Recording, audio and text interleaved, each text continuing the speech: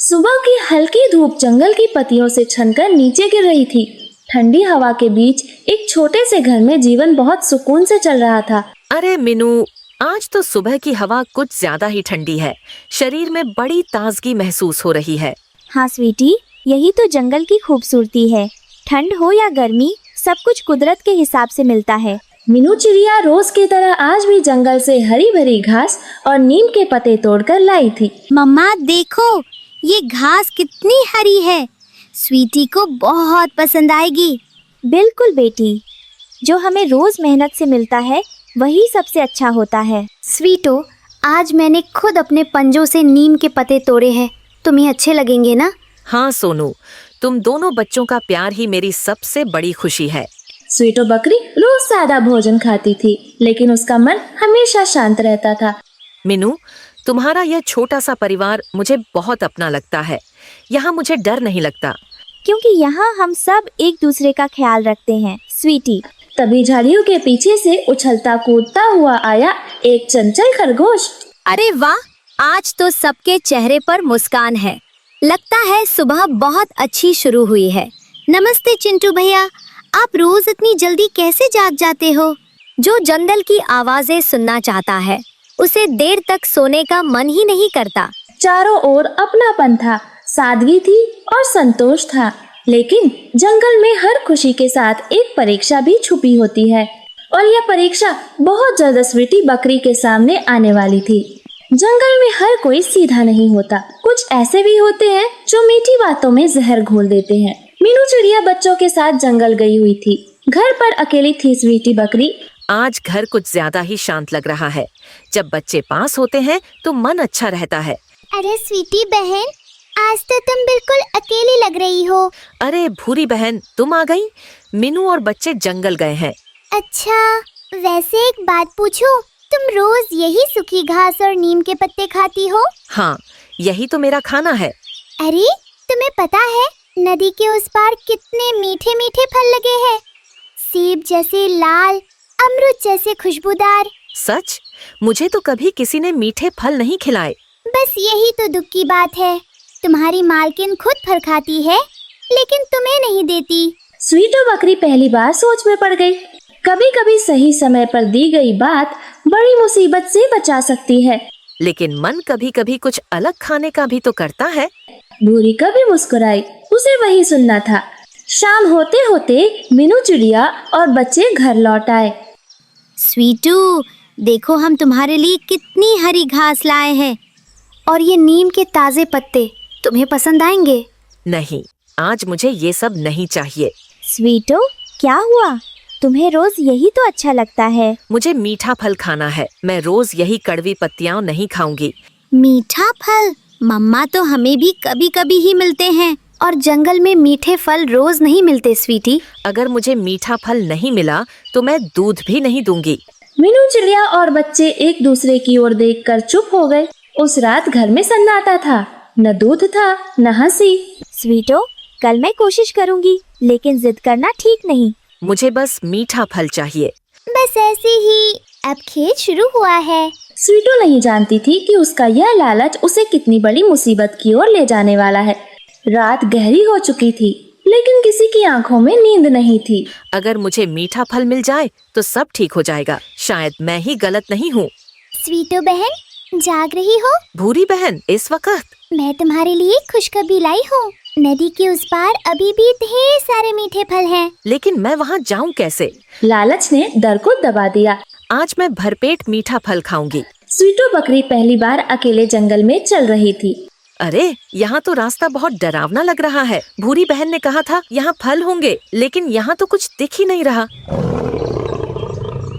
ये आवाज किसकी थी? स्वीटो की टोंगे कौपने लगी। मालकिन, नैना, सोनू, मुझे बचा लो। मुझे नहीं चाहिए मीठा फल। मुझे घर जाना है। मैं मरना नहीं चाहती। मैं बहुत बड़ी गलती कर बैठी। डर ने स्वीटी को सच्चाई दिखा दी थी।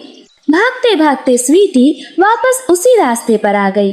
अब बताओ स्वीटी, मिल गए मीठे फल? मालकिन, मुझे माफ कर दो। मैं लालच में अंधी हो गई थी। हम तो बहुत डर गए थे स्वीटी। अगर तुम्हें कुछ हो जाता तो? मैंने पहले ही कहा था जंगल हर किसी के लिए एक सा नहीं होता। अब मुझे समझ आ गया है, मेरे लिए घास और पत्ते ही सबसे अच्छे हैं। अगली सुबह सब कुछ फिर से सामान्य था। मालकिन, आज से मैं कभी जिद नहीं करूँगी। गलती से सीख मिल जाए तो वही सबसे बड़ी समझदारी होती है। स्वीटू, आज हम तुम्हारे लिए और हरी घास लाए हैं और नीम के सबसे ताजे पत्ते। आज ये मुझे सबसे मीठे लग रहे हैं। नूरी कभी दूर पेड़ पर बैठी सब देख रही थी। अब उसकी चालें बेकार हो चुकी थी। जिस घर में संतोष होता है वहाँ लालच टिक नहीं पाता। लालच इंसान और जानवर दोनों को मुसीबत में डाल देता है। जो हमारे लिए सही है वही हमें खुशी और सुरक्षा देता है। एक साफ सुबह थी। सूरज ऊपर चमक रहा था। पत्तों पर हल्की धूप पड़ रही थी। मीनू चिड़िया और उसकी बेटी पेड़ की टहनी पर बैठी थी। आज हम अपने घर की सफाई करेंगे, फिर उड़ान की प्रैक्टिस भी करेंगे। हाँ मम्मा, मैं आज दूर तक उड़ना सीखूंगी। पंख फड़फड़ाती हुई टहनी से थोड़ा सा उड़ी और फिर वापस बैठ गई। ओहो, उड़ना कितना मजेदार है। धीरे धीरे सीखोगी, हर दिन थोड़ा थोड़ा उड़ना, फिर तुम आसमान तक पहुंच जाओगी। तभी पेड़ के नीचे दो लंबे से जानवर दिखाई दिए। उनके शरीर चमकीले थे, एक नरनाग और एक मादा नागिन। मम्मा देखो, नीचे सांप है। हाँ बेटा, वो नाग और नागिन है, पास मत जाना। हम ऊपर रहेंगे, वो नीचे रहेंगे। नाग ने ऊपर देखा और बोला, नमस्ते चिड़िया बहन, हम यहाँ नए आए हैं, क्या हम इस पेड़ के नीचे रह सकते हैं? मम्मा, क्या ये काटेंगे? बेटा, जब कोई अच्छा व्यवहार करे तो हमें भी अच्छा जवाब देना चाहिए। हाँ नाग भाई, आप यहाँ रह सकते हैं, जंगल सभी का है। धन्यवाद चिड़िया बहन, हम आज ही अपना घर बना लेंगे। को थोड़ी हैरानी हुई। ऊपर घर चिड़िया का, नीचे घर नाग का, फिर भी एक ही पेड़ पर। ठीक है नाग अंकल, हम भी पेड़ पर रहते हैं, अब हम पड़ोसी हैं। नाग और नागिन खुश हुए और मिट्टी खोदकर अपने लिए जगह बनाने लगे। पेड़ के सबसे ऊपर काले रंग का कौवा बैठा था। अरे वाह, चिड़िया और नाग पड़ोसी, अब तो मजा आएगा। मैं कुछ न कुछ गड़बड़ जरूर करूँगा। और बहुत ऊपर आसमान में भुल्ला चील उड़ा जा रहा था, किसी खाने की तलाश में। अगली सुबह पक्षियों की चहक से जंगल जाग गया। मीनू और गुड़िया अपने घोंसले से झांक रही थी। मम्मा, नाग अंकल बहुत मेहनत कर रहे हैं। हाँ बेटा, सभी को घर चाहिए, चाहे चिड़िया हो या नाग। नाग अंकल, क्या मैं आपकी मदद कर सकती हूँ? मैं भी मेहनत कर सकती हूँ। अरे जरूर, अगर तुम्हें कुछ पत्ते मिल जाएं तो बहुत अच्छा होगा। नीचे गिरे बड़े पत्ते उठाती और उन्हें नाग और नागिन के पास गिराती। वाह, तुम तो बहुत काम की हो। नाग अंकल, क्या मैं आपकी मदद कर सकती हूँ? मैं भी मेहनत कर सकती हूँ। हम सब मिलकर घर बनाएंगे। ऊपर से मीनू हंसकर देख रही थी। एक अनोखी दोस्ती बन रही थी। अब चिड़िया और सांप दोस्त बनेंगे, जंगल में और भी मजा आएगा। मैं इस दोस्ती को नहीं रहने दूंगा। दोपहर होते होते कौवा उड़कर जंगल के दूसरे पक्षियों से मिलने लगा। अरे सुनो सुनो, मीनू चिड़िया ने नाग नागिन को अपने घर के नीचे रहने दिया है। क्या ये सच है?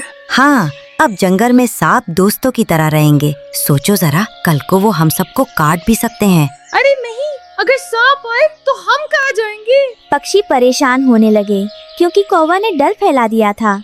उधर ऊपर घोंसले में गुड़िया और रानू खुश होकर अपना खाना चुन रही थी। मम्मा, क्या हम शाम को नाग अंकल को खाने के लिए बीज दे सकते हैं? हाँ क्यों नहीं, दोस्ती में बांटना जरूरी होता है। नीचे नाग नागिन चुपचाप काम करते रहे। उन्हें नहीं पता था कि जंगल में उनके बारे में बातें हो रही हैं। सूरज ढलने लगा, जंगल में हल्की हवा बहने लगी। मीनू चिड़िया गुड़िया को घोंसले में आराम करने के लिए कहती है, गुड़िया आज के लिए उड़ना काफी है, अब थोड़ी देर सो जाओ। ठीक है मम्मा, बहुत मजा आया आज। गुड़िया अपनी पंख फैलाकर आराम से बैठ गई।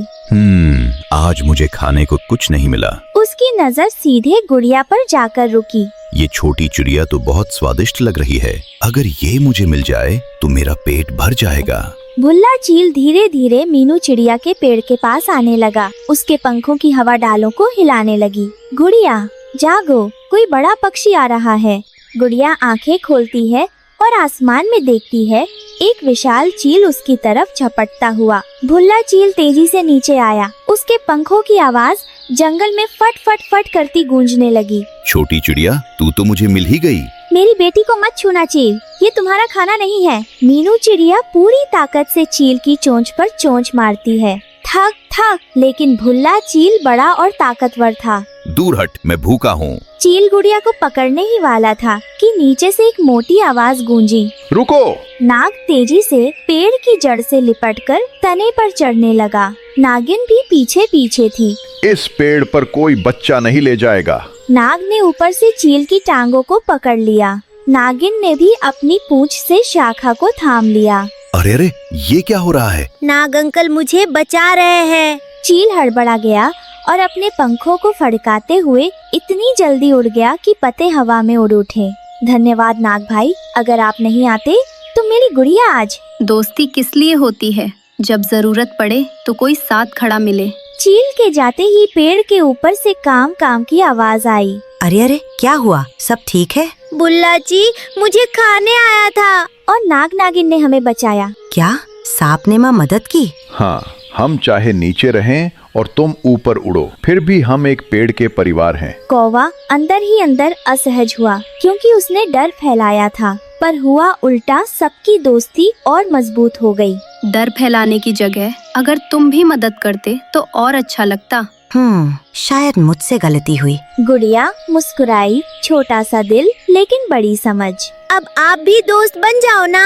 अगर सब मिलकर रहे तो जंगल और भी अच्छा लगेगा। मीनू, नाग, नागिन और यहाँ तक कि कौवा सबने एक दूसरे की ओर देखा और महसूस किया कि गुड़िया सही कह रही थी। लेकिन दोस्ती की कसौटी अभी बाकी थी। जंगल में आगे और भी मोड़ आने थे। शाम ढल रही थी। जंगल पर हल्का अंधेरा उतर आया। सूरज की आखिरी किरणों पेड़ों पर खेल रही थी। पेड़ के ऊपर मीनू और गुड़िया आराम कर रही थी। पेड़ के नीचे नाग और नागिन अपने बिल में बैठे मुस्कुरा रहे थे। मम्मा, आज तो बहुत अच्छा दिन था। हमने घर बनाए, पड़ोसी मिले और मैं बच भी गई। हाँ बेटा, किसने सोचा था कि एक दिन सौंप हमारे दोस्त बनेंगे।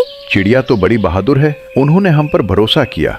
और गुड़िया, वो तो बिल्कुल हमारी बेटी जैसी लगती है।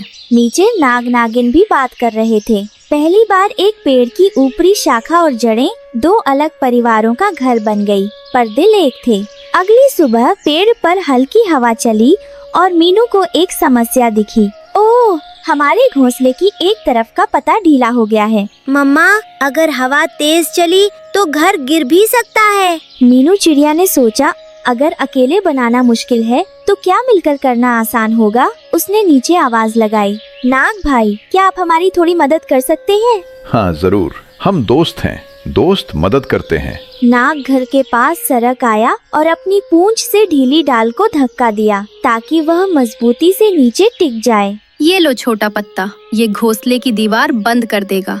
वाह, आप तो बहुत तेज काम करते हो। कुछ ही मिनटों में घोंसला फिर से मजबूत और सुंदर हो गया। बहुत बहुत धन्यवाद, सच में आज आपने हमें बचाया। हम सब एक पेड़ पर रहते हैं, अगर तुम गिरोगी तो हम भी दुखी हों। उधर कौवा अकेला एक सूखी टहनी पर बैठ था। मैंने तो डर फैलाया और उन्होंने दोस्ती गाढ़ी कर ली। कौवे को याद आया कि मीनू ने पहले भी मदद की थी और आज सौंप भी चिड़िया को बचा रहे थे। शायद मुझे भी बदलना चाहिए। कौवा उड़कर वापस पेड़ पर आया जहाँ सभी काम निपटा रहे थे।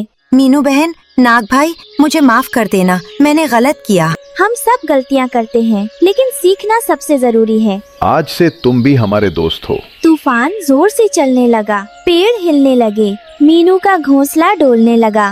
नीचे नाग नागिन भी परेशान थे। हमारा बिल तो मजबूत है, लेकिन ऊपर की शाखा बहुत हिल रही है। उम्मीद है चिड़िया और गुड़िया ठीक होंगी। तभी अचानक पेड़ की एक मोटी डाल टूटकर मीनू के घोंसले की तरफ गिरी। अरे नहीं, घोंसला छोड़कर पास वाली शाखा पर छलांग लगाई। मम्मा, हमारा घर टूट रहा है। धप, डाल नीचे गिरी और घोंसले का आधा हिस्सा टूट गया। रुको, हम मदद करेंगे। नाग अपनी पूंछ से टूटे हिस्से को थाम लेता है ताकि और न टूटे। नागिन ऊपर चढ़कर पत्ते और पुरानी टहनियाँ रोकने में मदद करती है। वाह, नाग अंकल बहादुर है। तूफान जरा शांत हुआ ही था कि आसमान से एक आवाज आई। हाँ, फिर मिल गए छोटे पक्षियों। चील को लगा तूफान में कोई उसे रोक नहीं पाएगा। अब तो मुझे खाना मिल ही जाएगा। गुड़िया, मेरे पास रहो। चील झपटकर नीचे आया। रुको! नाग ने बिजली की तरह चील के पैरों पर लपेट मार दी। अरे अरे, ये क्या हो रहा है? उसी समय कौवा भी उड़कर आया। अब मैं भी मदद करूँगा। कौवे ने ऊपर से चील की पीठ पर बार बार चोंच मारी। आह, ये तो तीन दुश्मन हैं। मैं चला। चील भाग गया, इस बार हमेशा के लिए, क्योंकि उसे समझ आ गया कि इस पेड़ की दोस्ती बहुत मजबूत है। हम जीत गए, हम सब मिलकर जीते। अगली सुबह सूरज चमक रहा था, तूफान रुक गया था। पेड़ के पत्तों पर चमकीली धूप नाच रही थी। मीनू का घोंसला नाग और नागिन की मदद से फिर से सुंदर बन चुका था। धन्यवाद, आपने हमें बचाया, घर भी बचाया और गुड़िया को भी। हम सब ने मिलकर किया है, दोस्ती यही होती है। और मैं भी अब आपका दोस्त हूँ। गुड़िया ने अपने छोटे पंख फैलाए। ये सबसे अच्छा पेड़ है, ऊपर पक्की, नीचे नाग नागिन, बीच में कौवे के लिए घर। सब अपने अपने तरीके से रहते हैं, पर दिल सबका एक है।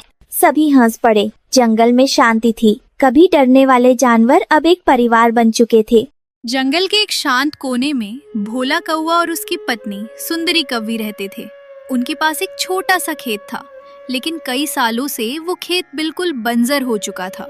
एक दिन सुंदरी कौवी ने कहा, भोला जी, ये खेत अब हमारे काम का नहीं रहा, इसमें तो कुछ भी नहीं उगेगा। भोला कौवा सोच में पड़ गया। हाँ सुंदरी, सही कह रही हो। क्यों ना इस खेत को किसी और को दे दे। जब वो मेहनत करके फसल उगा लेगा, तब हम उससे खेत वापस ले लेंगे। हाँ, और क्यों ना ये खेत रूपा चिड़िया को दे दे, वो बहुत मेहनती है। दोनों उसी समय उड़कर रूपा चिड़िया के घर पहुँचे। भोला बोला, रूपा बहन, तुम्हें खेती करनी आती है? हमारा खेत पर काम कर लो, फसल उग जाए तो हम आधी आधी बांट लेंगे। रूपा मुस्कुराई और बोली, अगर आप लोग भरोसा कर रहे हैं तो मैं कोशिश जरूर करूंगी। मेहनत कभी बेकार नहीं जाती। रूपा अगले ही दिन खेत देखने गई। खेत को देखकर उसका दिल बैठ गया। मिट्टी सूखी, पेड़ पौधे नहीं, हर तरफ सिर्फ धूल। उसी समय खेत के पास खड़ा पुराना सूखा पेड़ धीमी धीमी आवाज में बोला, डरो मत रूपा, ये जमीन पहले बहुत उपजाऊ थी। तुम मेहनत करोगी तो ये फिर से जीवित हो जाएगी। रूपा चौंक गई। अरे, तुम बोल सकते हो? हाँ, जो पेड़ बहुत पुराने हो जाते हैं उन्हें जंगल की हवा बोलना सिखा देती है। तुम चिंता मत करो, मैं इस खेत को फिर से हरा भरा कर दूंगी। अगले ही दिन से उसने काम शुरू कर दिया। सुबह सुबह वो हल चलाती, दोपहर में मिट्टी पलटती और शाम को बीज चुनती। चिंटू तोता रोज आसमान से उड़ता हुआ खेत के ऊपर आता और ताना मारता, अरे रूपा, ये खेत तो कभी भी नहीं उपजेगा, तुम बेकार में मेहनत कर रही हो। रूपा ठहर कर जवाब देती है, चिंटू, चाहे जमीन कितनी भी सूखी क्यों ना हो, मेहनत कभी बेकार नहीं जाती। पेड़ को रूपा पर बहुत गर्व हो रहा था। सही कहती हो बेटी, मेहनत सबसे बड़ी ताकत है। एक रात सब सो रहे थे कि अचानक काले बादल घिर आए। तेज तेज हवा चली और देखते ही देखते घनघोर बारिश शुरू हो गई। बारिश इतनी ज्यादा थी कि आधा खेत पानी से भर गया और आधा खेत अभी भी सूखा ही रह गया। सुबह रूपा खेत पर पहुंची और परेशान हो गई। अब क्या करूं? आधा खेत तो तालाब बन गया है। घर जाकर उसने अपनी माँ से पूछा, जहाँ पानी हो वहाँ चावल बो दो और जहाँ सूखी मिट्टी हो वहाँ मकई बो दो, दोनों फसलें अच्छे से उगेंगी। रूपा खुशी खुशी खेत लौटी और माँ की बात मानकर 2 अलग अलग हिस्सों में बीज बो दिए। धीरे धीरे कुछ दिनों बाद छोटे छोटे हरे अंकुर निकल आए। रूपा ने खुशी से खेत के चारों तरफ चक्कर लगाए। पुराने पेड़ की टहनियां खुशी से झूमने लगीं। चिंटू तोता फिर आया और बोला, अरे वाह, सच में अंकुर निकल आए, लगता है मेहनत का असर दिख रहा है। हाँ, सबसे अच्छी बारिश भी मेहनत को ही प्यार करती है। दिन बीतते गए, पौधे बड़े होते गए, पर अब उन्हें और पानी की जरूरत थी। गर्म हवाओं से पत्ते सूखने लगे। रूपा घबराकर पेड़ के पास गई। पेड़ दादा, अब क्या करूं? फसल सूख जाएगी। बादलों से मदद मांगो। अगर मन साफ हो और मेहनत सच्ची हो तो बादल भी मना नहीं करेंगे। रूपा तुरंत आकाश की ओर उड़ गई। ऊंचाई इतनी ज्यादा थी कि छोटे पंख कांपने लगे, पर वो रुकी नहीं। आखिरकार वो बादलों के पास पहुंची। रूपा ने विनम्र होकर कहा, मेरी फसल सूख रही है, कृपया थोड़ी बारिश कर दो। मैं रोज मेहनत करती हूँ, बस थोड़ी सहायता चाहिए। रूपा, तुम्हारी मेहनत देखकर हमें भी अच्छा लगा। आज रात हम तुम्हारे खेत पर बरसेंगे। रूपा खुशी से नीचे आई और पेड़ को सारी बात बता दी। रात होते ही बादल अपना वादा निभाते हुए खूब बरसे। पूरी रात खेत पानी से भर गया, पर इस बार पानी फसल के लिए वरदान था। पौधे फिर से चमकने लगे। 10 दिन बाद चावल और मकई दोनों की फसल तैयार हो गई। रूपा ने खेत को देखकर कहा, वाह कितना सुंदर खेत है। अब रूपा ने भोला कौवा और सुंदरी कौवी को बुलाया। वे दोनों आए, लेकिन फसल देखकर उनकी आंखें लालच से चमकने लगीं। भोला कौवा बोला, कौन सी आधी फसल? खेत तो हमारा है, इसलिए पूरी फसल भी हमारी। रूपा हैरान रह गई, लेकिन हमने तो आधी आधी पर सहमति की थी। भोला कौवा चिल्लाया, चुप, हमें कुछ नहीं सुनना, निकलो यहाँ से। सुंदरी ने भी रूपा को भगाने की कोशिश की। रूपा की आंखों से आंसू बहने लगे। मैंने इतनी मेहनत की और अब आप लोग मेरा हक छीन रहे हैं। एक बार की बात है, एक सुंदर सी छोटी चिड़िया थी, मुन्नी। आज मुन्नी का सबसे खास दिन था, क्योंकि आज वो पहली बार अकेले बाहर जा रही थी। उसकी मम्मा रूपा चिड़िया बहुत चिंतित भी थी और बहुत खुश भी। रूपा ने प्यार से कहा, मेरी बच्ची, आज तुम पहली बार अकेले उड़ रही हो। मैं तुम्हें रोकूंगी नहीं, क्योंकि मुझे तुम पर विश्वास है। याद रखना, सफलता पाने के लिए हिम्मत चाहिए होती है। मेरी माँ ने भी मुझे ऐसे ही बाहर भेजा था और मैंने उनकी उम्मीदों को पूरा किया था। अब तुम भी मेरी उम्मीदों पर खरा उतरना। मुन्नी ध्यान से सुनती रही। रूपा चिड़िया बोली, बेटा, बाहर अलग अलग तरह के पक्षी मिलेंगे। हर किसी पर भरोसा मत करना, किसी की बुराई मत करना, हर किसी से दोस्ती मत करना। अगर कोई अच्छा दोस्त मिल जाए तो उसकी कद्र करना, और किसी अजनबी के साथ कभी उसके घर मत जाना। फिर मम्मा ने उसे एक छोटी सी चांदी की पंख वाली माला दी। ये तुम्हारी रक्षा करेगी, इसे हमेशा अपने साथ रखना।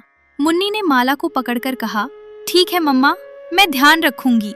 और वो मुस्कुराती हुई उड़ पड़ी। मुन्नी आसमान में ऊंचे उड़ते हुए सोच रही थी, वाह, आज मेरा पहला दिन है, मैं अच्छे से सब करूंगी। कुछ देर बाद उसे थकान महसूस हुई और वो एक पेड़ की टहनी पर बैठ गई।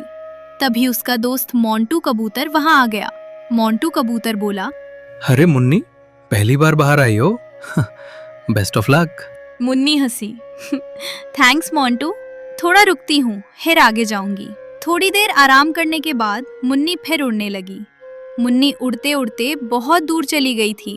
वहाँ जंगल थोड़ा अजीब सा था और आसपास कोई परिचित नहीं दिख रहा था। अचानक 2 बड़े पक्षी उसके सामने आ गए, भोला कौवा और उसकी पत्नी सुंदरी कौवी। वेलकम छोटी चिड़िया, तुम थकी लग रही हो।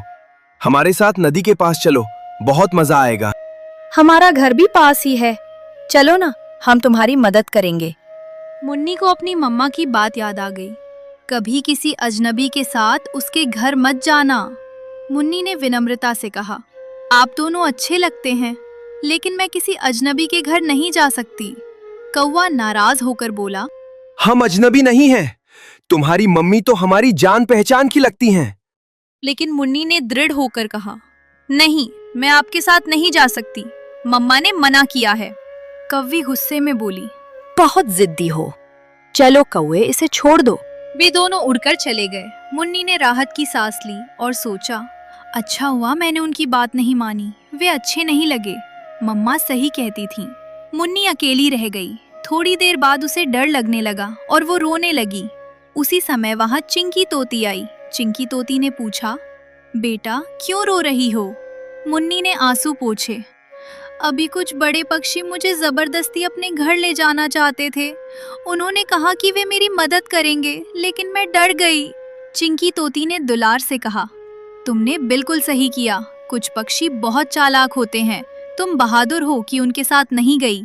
मुन्नी ने पूछा, क्या मैं थोड़ी देर बैठ सकती हूँ? चिंकी तोती ने मुस्कुराकर कहा, जरूर बेटा, ये लो, थोड़ा भोजन भी खा लो। मुन्नी ने पहली बार सुरक्षित महसूस किया और खाना खाया। फिर बोली, धन्यवाद चिंकी आंटी, अब मुझे अपने घर लौटना चाहिए, मेरी मम्मा मेरी चिंता कर रही होंगी। चिंकी तोती ने कहा, जाओ बेटा, लेकिन रास्ते में ध्यान रखना, तुम बहुत समझदार हो। मुन्नी ने मुस्कुराकर कहा, हाँ, अब मैं समझदार बन रही हूँ। वो तेजी से अपने घर की ओर उड़ चली। रास्ते में उसे अपनी मम्मा की याद आने लगी। आखिरकार उसके घर के पेड़ दिखाई देने लगे। वो खुशी से चहक पड़ी। मम्मा, मैं आ गई। रूपा दौड़ते हुए बोली, मेरी बच्ची, तुम ठीक हो? मैं बहुत परेशान थी। मुन्नी ने सब कुछ बता दिया, कौवा कौवी की चाल, टोनी मैना की मदद और कैसे उसने खुद को सुरक्षित रखा। रूपा ने उसे प्यार से गले लगाया और बोली, मेरी बहादुर बेटी, आज तुमने खुद को साबित कर दिया। तुमने समझदारी से काम लिया और मेरी हर सीख याद रखी। मुझे तुम पर गर्व है। मुन्नी खुश होकर बोली, मम्मा, अब मुझे समझ आ गया कि दुनिया में अच्छे और बुरे दोनों तरह के पक्षी होते हैं, लेकिन सही फैसला करना हमारे हाथ में है। मम्मा ने कहा, हाँ बेटा, और तुमने बहुत अच्छा फैसला किया। अब तुम दुनिया को अच्छे से समझने लगी हो। मुन्नी हंसते हुए बोली, अब मैं जब भी बाहर जाऊंगी समझदारी से जाऊंगी। मम्मा ने उसे चूमते हुए कहा, मेरी होशियार बच्ची, तुम अब सच में बड़ी हो रही हो। कहानी की सीख, अजनबियों पर जल्दी भरोसा नहीं करना चाहिए। अपनी माँ बाप की सीख हमेशा काम आती है। समझदारी और हिम्मत से हम किसी भी मुश्किल से निकल सकते हैं। अच्छे और बुरे दोनों तरह के लोग मिलते हैं, लेकिन सही चुनाव हमें करना होता। सुबह की नर्म नर्म धूप जंगल में फैल रही थी। आज तुम दोनों स्कूल से जल्दी आ जाना, हम नानो के घर जाएंगे। मम्मा, सच में? yippee! नानो के घर, नाचूंगी गाऊंगी। दोनों खुशी खुशी स्कूल की तैयारी करते हैं। वे जल्दी जल्दी नाश्ता करते हैं और पंख फरफराते हुए स्कूल चले जाते हैं। घर में रूपा चिड़िया सोच रही थी, माँ को बेसन के लड्डू बहुत पसंद हैं। आज उनके लिए मीठे मीठे लड्डू बनाऊंगी। वह कबूतर की दुकान से बेसन, घी और शक्कर लेकर आती है। चूल्हा जलाती है। पूरे जंगल में एक मीठी गुदगुदी खुशबू फैल जाती है। उधर भोला कौवा हवा सूंघते हुए बोला, ये क्या महक है भाई?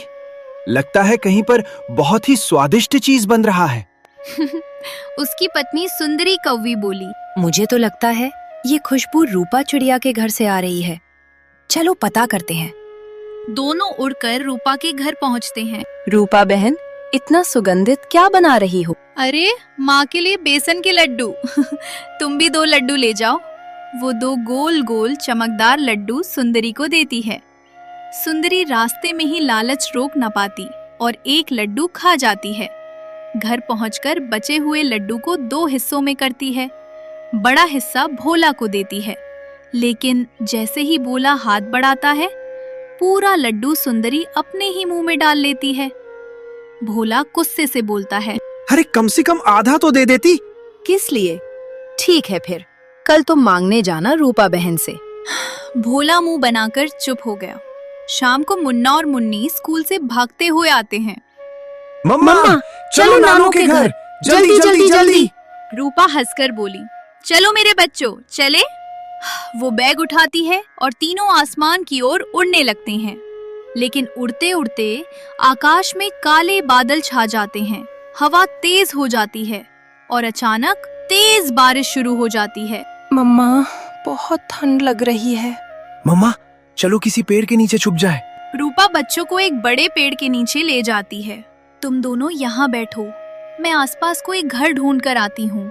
मुन्ना डरकर बोला, नहीं मम्मा, हमें अकेला मत छोड़ो। मैं जल्दी ही लौट आऊंगी। तुम भीग गए तो बीमार पड़ जाओगे। वह उड़ जाती है। मुन्ना और मुन्नी बारिश, हवा और बिजली की चमक से डरकर एक दूसरे से चिपक जाते हैं। अचानक आसमान से एक बड़ी काली डरावनी चील नीचे उतरती है। वो बच्चों के पास आकर बोली, 2 छोटे छोटे बच्चे, आज मेरा खाना खुद चल कर आ गया। हमें मत खाइए प्लीज। हम बहुत छोटे हैं, हमें खाने से आपका पेट भी नहीं भरेगा। अरे, लेकिन मुझे तो तुम दोनों बहुत स्वादिष्ट लग रहे हो। पहले किसे खाऊं? वो बड़ा सा पंजा उठाती है। मुन्ना और मुन्नी जोर से चीखते हैं, मम्मा! और उसी समय रूपा चिड़िया एक मोटी लकड़ी उठाकर चील के सिर पर जोर से मारती है। मेरे बच्चों को हाथ लगाया तो अच्छा नहीं होगा। मेरा सिर। तुम छोटी चिड़िया, मुझे मारेगी? लेकिन रूपा ने दूसरा वार भी कर दिया। चील डरकर अपनी जान बचाने के लिए उड़ गई। मुन्ना और मुन्नी तुरंत मम्मा से लिपट गए।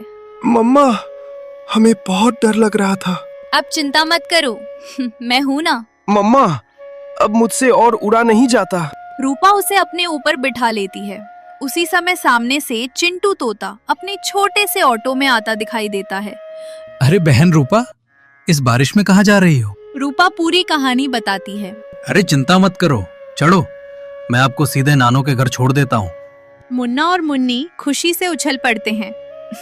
थोड़ी ही देर में वे नानो के घर पहुंच जाते हैं। नानो दरवाजा खोलकर बाहर आती हैं। मुन्ना और मुन्नी दौड़कर नानो की गोद में कूद जाते हैं। आज बहुत डर लग गया था। लेकिन मम्मा ने चील को डंडा मारकर भगा दिया। मेरे बहादुर बच्चों, अंदर आओ। अंदर जाकर वो गरम दूध देती हैं। पहले दूध पीकर गर्म हो जाओ, फिर मैं तुम्हारी पसंद का खाना बनाती हूँ। रात को नानो खीर, पूरी, आलू की सब्जी और मीठे मीठे लड्डू बनाती हैं। नानो की खीर तो सबसे मस्त होती है। हाँ, सबसे बढ़िया। सब मिलकर हंसी खुशी खाना खाते हैं। रात को दोनों बच्चे नानो के पास जाकर बोले, नानो, आज हम आपके पास ही सोएंगे। हाँ, और कहानी भी सुनेंगे। अच्छा, लेकिन पहले तुम अपनी चील वाली कहानी सुनाओ। दोनों बच्चे पूरी घटना मजेदार अंदाज में बताते हैं। नानी सुनकर डरने का नाटक करती हैं, जिससे बच्चे खिलखिलाकर हंसने लगते हैं। फिर नानी उन्हें एक प्यारी सी कहानी सुनाती हैं, एक बहादुर छोटे पक्षी की, जिसने अपनी माँ को बचाया था।